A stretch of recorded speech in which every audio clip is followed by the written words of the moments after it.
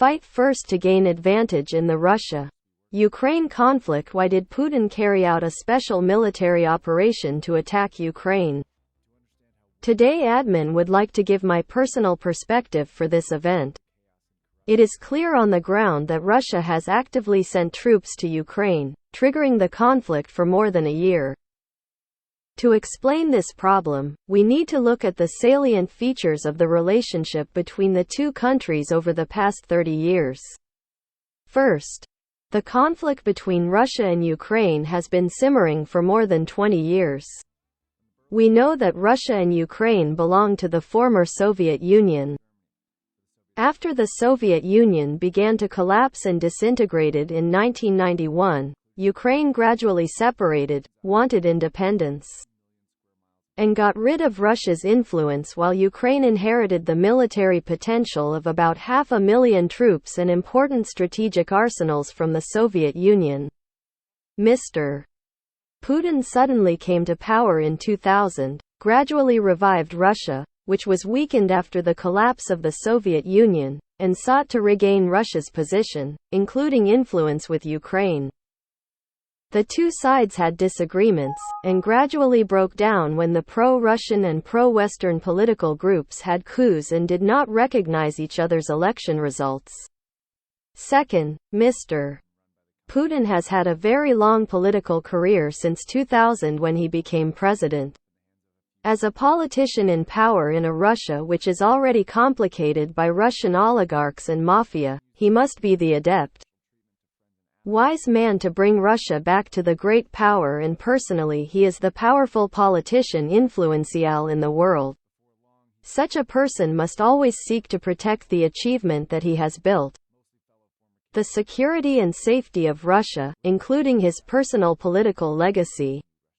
Third, Ukraine under President Zelensky has made resolute moves to join NATO and call for military support from NATO. Mr. Putin tried to protest with a petition, but the US and NATO disagreed with this petition. With the above three reasons, as an experienced person who has been in power for more than 20 years, formerly serving as an intelligence officer in Germany during the Soviet era, perhaps Mr. Putin has seen that the conflict, that cannot find a common voice with Ukraine, will lead to a future war. This is bound to happen. And Mr. Putin is faced with two options: continue to wait until the war breaks out, threatening Russia's security, as well as his political legacy, or find a way to defuse the war in the future with a limited, controlled military operation to demilitarize present Ukraine. At the age of 70, an age where health can deteriorate at any time, and Russia's power in Putin's hands may have to be in the hands of someone else or the next generation, he has only one choice and decided to take the initiative to fight first to have an advantage.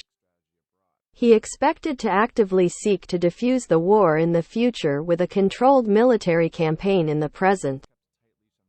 What happened over the past 1 year shows that Russia is both active in the war and passive in dealing with the persistent developments of the war. With the support of the US and the West is quite consistent with the thinking comment above.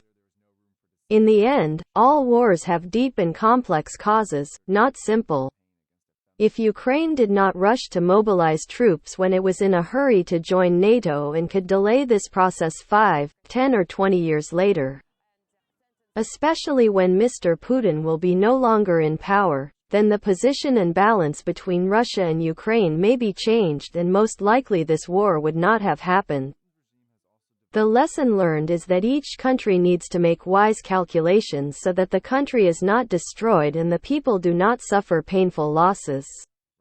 With the advancement of space science, people see the Earth as too small in endless space. However, it will probably take a long time. All the inhabitants of the Earth, though different in color and race, can form a unified common government to harmoniously resolve conflicts of interests and responsibilities, avoiding the loss and suffering wars of countries at present.